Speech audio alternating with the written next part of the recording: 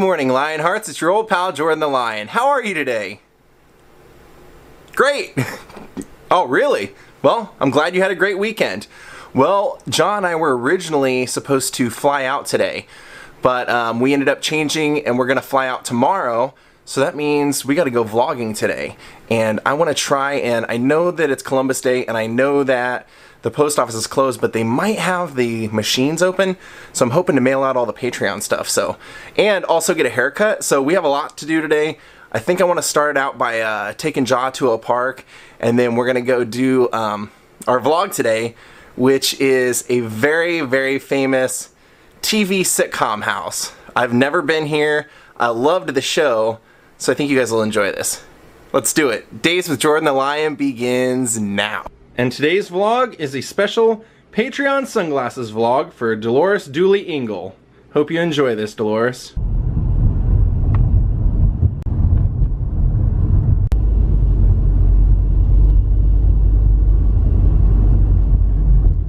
Well, we've made it out here. It looks like he is the only dog here. We're the only people here. Well, I guess everybody's taking it serious and they're out there celebrating Columbus Day somewhere else. Hey, Jaw. Jaw, did you see the puppy coming over to see you? There's a puppy here.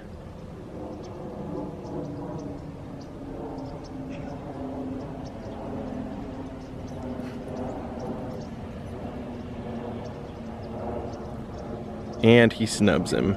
So what we're gonna vlog today is we're gonna go see the neighborhood of a TV show that, well, it came out basically, I was about the same age as the main character on the show. And the basis of the show was it was one man, our narrator, retelling the stories of his wonder years. So you guessed it, we're gonna go see the neighborhood of Kevin Arnold and Winnie Cooper, Paul Pfeiffer, the Arnold family.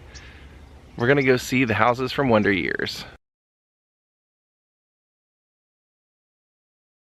Now, the Wonder Years was originally a show that was it was developed by the same people that developed Growing Pains, and it was at a time in American television where there were a lot of family shows, and they were looking for a show to kind of capture a little something extra, a little something different, and so they wrote this television show that was to take place in the late 60s during the Vietnam War, and just captures growing up and boyhood for an 11-year-old. And so what we're gonna see today was used in all the exterior shots and everything of the neighborhood, but it's also where they filmed the pilot episode in 1988. Now, one of the things that was attributed to the great success of this show was, for one, it was a great cast, and because the actual storyline really came down to the personalization of the characters. If you cared about the characters, then the show was a success. And they got young Fred Savage, who they had seen in The Princess Bride, and they cast him in this show at the age of 11 years old, and the rest was history.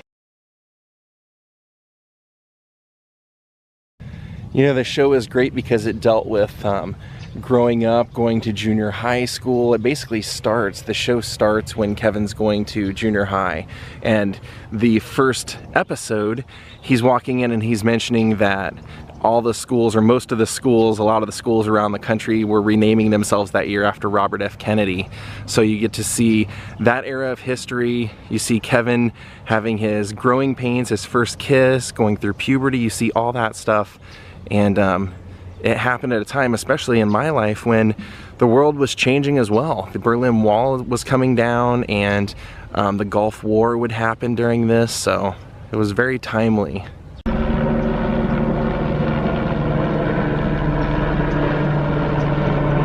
Now, the show was a huge success, you know, in part because of the great acting, the great storylines that were always there, but also because they decided to debut this show right after the Super Bowl when it first aired. So you had probably the biggest audience that you could possibly get to watch this. And it even garnered them an Emmy Award. This poor dog just keeps following him around and he won't play. There they go. Now we got some chasing going on.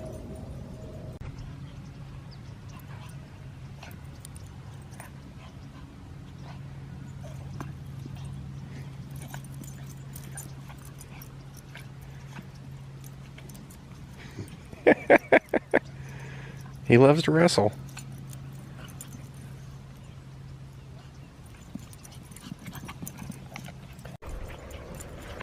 So the plan tomorrow is we're supposed to take a flight in the kind of the mid-afternoon. We have a layover and then we will end up in Columbus, Ohio, and we're gonna go visit my family. And to be honest, I'm looking forward to the trip, but not looking forward to traveling with him because he does not travel well, traditionally. Maybe he'll change his ways this time though. So the one bummer to this vlog is it's gonna be hard to do a lot of matchups for this from the pilot episode because Netflix took it off. They don't have The Wonder Years on Netflix anymore, and you really can't get it on anything else on my Fire Stick, so it's gonna be hard to match it up, but we'll be able to do it from some of the opening shots or like the theme song and everything from the beginning, the title credits. Okay, we're out of here. Well, looking at those cars, you'd think time hadn't changed. Well, here we are. Take yourself back to 1988, but actually to the late 60s. You're in Anywhere USA, Middle America, the setting of the Wonder Years, but actually Burbank, California. A show that would go on to last 6 seasons, which is kind of ironic considering the fact that originally no networks wanted this show. ABC was the only one that wanted this show because the ratings were so bad they thought, well, maybe we can capture the baby boomer audience, and they certainly did. Now, 6-year run is pretty good, and it kind of makes sense when you consider that the first episode, our pilot episode, Kevin is going into junior high, so you know, naturally you can assume that they ended it at 6 seasons because that's when he would be graduating high school, but it wasn't necessarily planned that way. Now when they cast the show, they sent out a memo to the casting directors in Hollywood looking for recommendations for an actor, and everybody said Fred Savage. So that's who they offered it to. Now for the father, they had seen Dan Lauria in some theater productions and thought he would be a good stern father, and the two did develop a really great friendship in real life. Fred Savage has said that they used to go hang out and watch classic movies together on the weekends when they weren't filming. There it is, there's the Arnold house.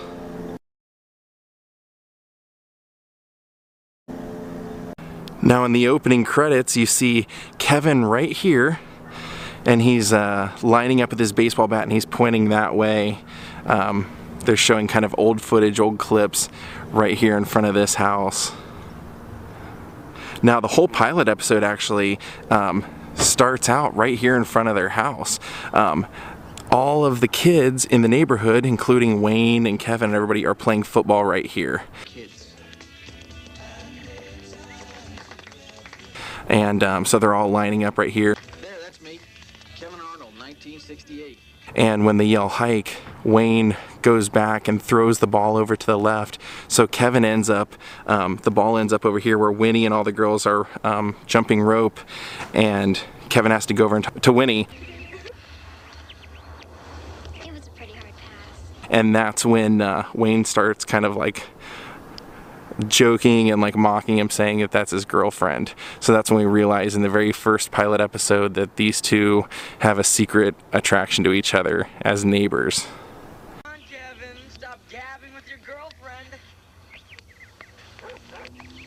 Now it's actually right here on the street where Wayne and Kevin start fighting with the football right beside him. Wayne is punching Kevin and basically doing brother stuff. This is the way most of my conversations with my brother Wayne ended. When all of a sudden Brian Cooper, Winnie's brother, yells from their house over here, "Knock it off, Wayne, or I'm gonna do the same to you." And Brian was right over here. We'll go to Winnie's house next and I'll show you where his car would have been parked out front. Well, right over here is Winnie's house. It didn't have that winding walkway here in the front at the time, but in that pilot episode you see Brian Cooper over here in front of his El Camino that Kevin says never gets running. But that's when Kevin lets us know that this is like the king of the neighborhood, like he runs the street as far as being the cool guy. Winnie's brother, Brian Cooper. He was 19, and for us, he defined cool. And we see Winnie over here talking to him at one point, and it's pretty sad because at the end of the episode, you find out that Brian had been drafted, and they find out on the front porch of the Arnold house that he died in Vietnam. So this was Winnie's house. We see it looks way different now than what it did on the TV show. It looked a little more plain, I would even say. It didn't have all the foliage in front the way it does now, but we used to get a lot of shots kind of from this angle in the show of her running in the house and stuff. So unfortunately, the reason that the show kind of ended wasn't necessarily, like I said earlier, the fact that they were planning on ending it at 6 seasons. It was really that as the kids grew up and went through puberty, their charm was kind of lessened, and I guess that's what people really liked, was that youth. So then of course the storylines had to develop into older scenarios, so the ratings just kind of dropped off. But the actors themselves said they were never canceled. They didn't know what was going to happen. When they filmed the 6th season, they said that they weren't really told whether it was coming back or whether it was canceled. There had been no definitive decision made. And what ended up happening was they filmed a parade scene to end the 6th season with no dialogue or anything, and the people running the show would then decide how was the season going to end or how was the show going to end, and they decided to write a narrative ending the show. The show would basically end at the parade where Kevin would be doing a voiceover saying that Winnie went off to study art history in Paris for 8 years, and when she returned he was there to meet her at the airport with his wife and new son. You find out that Wayne took over the factory. You find out that Jack had died 2 years after the show ended. And right here at the house, they would have all those barbecue scenes in the back, and we would even see Paul and Kevin playing basketball at that hoop. But right here on the front porch is where they find out that Brian Cooper died.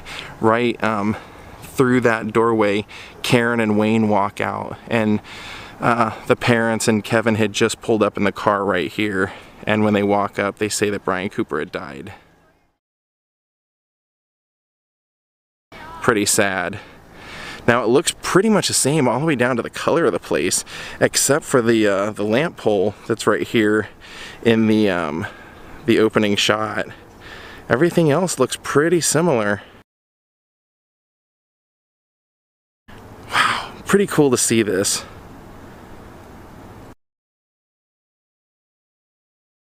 What a historic, great show. Just to think, every time we saw the kids playing out in the street, that would have been right here with those hills in the background. The classic Wonder Years neighborhood. Pretty awesome, especially that pilot episode. This place was all over it. Then they ended up going and filming at Sony Studios in Culver City. And then also in the opening credits, when the ball, when he comes over to get the ball from Winnie, she's actually right here because you can see the address.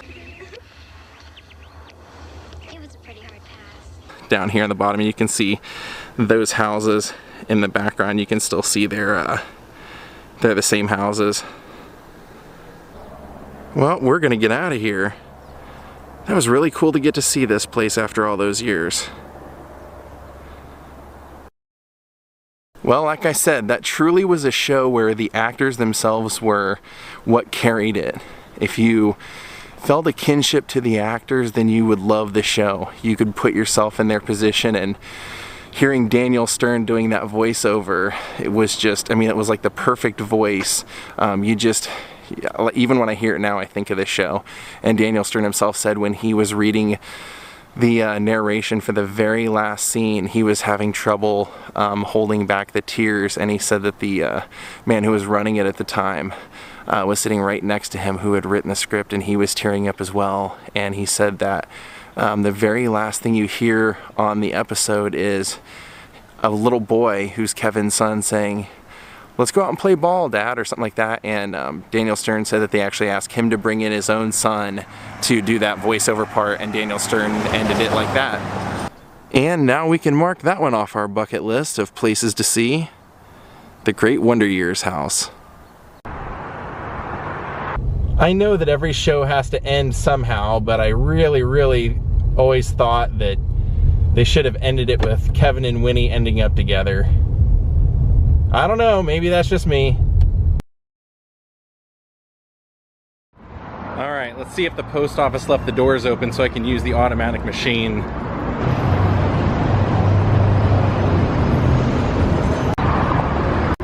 Tom Petty and Homer Simpson. Alright, fingers crossed.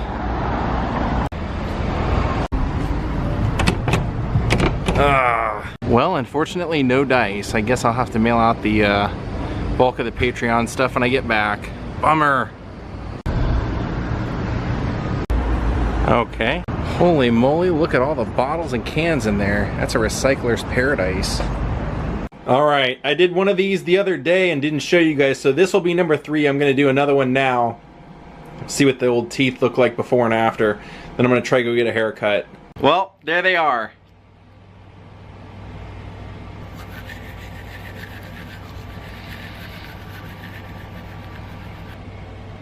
I don't know. Can you tell a difference? Alright, I'm going to walk down to the barber and see if I can't get a haircut. It's a little shaggy on the sides and stuff, so we will reconvene after the haircut. Well, that's it, gang. We got the hair done. I think it looks pretty good, and I'm happy. I got to see the Wonder Years house today, and Dolores, I hope you enjoyed your sunglasses vlog. I'll get those out to you as soon as I can. Hopefully maybe tomorrow before we fly out, but latest when we come back, I promise. Thank you, Misty Vicchiarelli and Tanya Sumner, for making contributions to my channel, and thank you all for watching. We'll see you all tomorrow. Have a great night, and goodbye.